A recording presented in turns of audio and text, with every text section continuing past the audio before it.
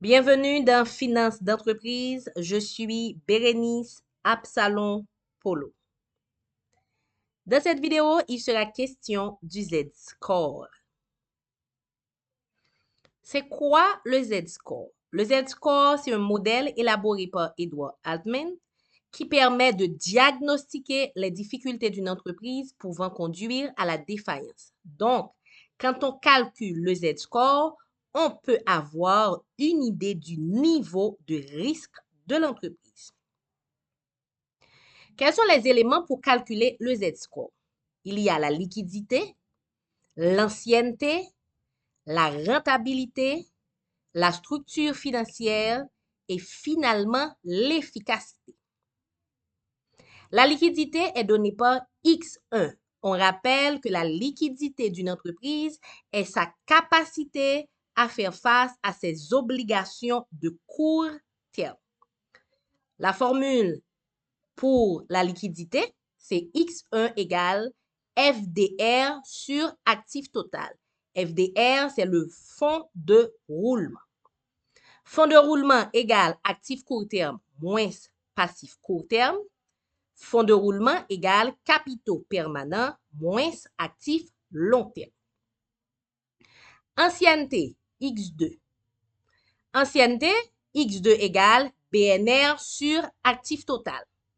BNR, bénéfice non réparti. On sait que plus une entreprise est ancienne, plus elle aura le temps d'accumuler de bénéfices. Rentabilité est donnée par X3. La rentabilité, c'est la capacité d'une entreprise à dégager des bénéfices pour les propriétaires. Évidemment, on va comparer les bénéfices par rapport aux ressources utilisées. On sait aussi que la rentabilité, c'est l'objectif principal des investisseurs. Donc, la rentabilité, c'est un élément important pour toute entreprise. Rentabilité donnée par X3, X3 égale BAII sur actif total. BAII, bénéfice avant intérêt et impôts. Structure financière, X4. Quand on est dans structure financière, on est dans la répartition des sources de financement, on est dans l'agencement dette fonds propres. X4 égale fonds propres sur dette totale. Quand on dit fonds propres, on est dans tout ce qui n'est pas dette. Quand on dit dette totale, ça veut dire on tient compte et les dettes court terme et les dettes long terme. L'efficacité, X5. L'efficacité est donnée par la formule vente sur actif total. On rappelle que l'efficacité montre comment l'entreprise utilise son actif pour faire des ventes. Quand il y a une bonne utilisation de l'actif, ça veut dire que l'entreprise est efficace. On va maintenant utiliser le Z-score. La formule va utiliser les 5 X qu'on aura calculés. Ce sera Z égale 1.2 X1 plus 1.4 X2 plus 3.3 X3 plus 0.6 X4 plus X5. Quand on doit calculer le Z-score, on fait des calculs pour trouver X1, X2, X3, X4, X5. 1.2, 1.4, 3.3, 0.6 et 1 sont des données.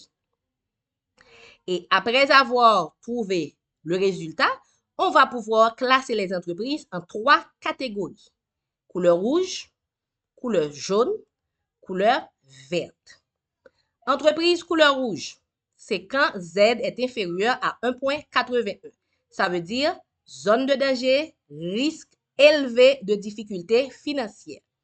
Couleur jaune, Z est compris entre 1,81 et 2,99, zone de prudence, risque intermédiaire de danger ou encore de difficultés financières.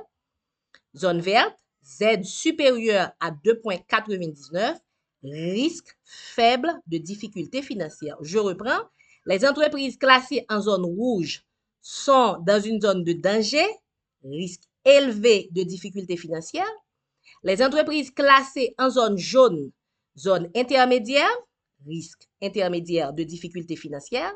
Les entreprises en zone verte sont dans une situation de risque faible. Avantages et inconvénients du Z-score. Comme avantage, le Z-score permet d'évaluer la crédibilité d'une entreprise. Si on va faire affaire à une entreprise et on calcule son Z-score, on peut avoir une idée, est-ce que c'est zone rouge, zone verte, zone jaune? Ça donne une idée justement de la réalité financière d'une entreprise et de la probabilité du risque de défaillance. Évidemment, il suffit d'avoir les montants. L'utilisation est facile. Comme inconvénient, c'est un modèle qui a été réalisé sur des entreprises de production et on a vu le poids de l'actif dans les différents éléments qu'on a calculés. Donc, ce modèle peut ne pas être applicable pour des entreprises de services, par exemple. Évidemment, c'est une prédiction et on sait que les prédictions ne sont jamais sûres à 100%. Donc, le Z-score ne fait pas exception à cette règle.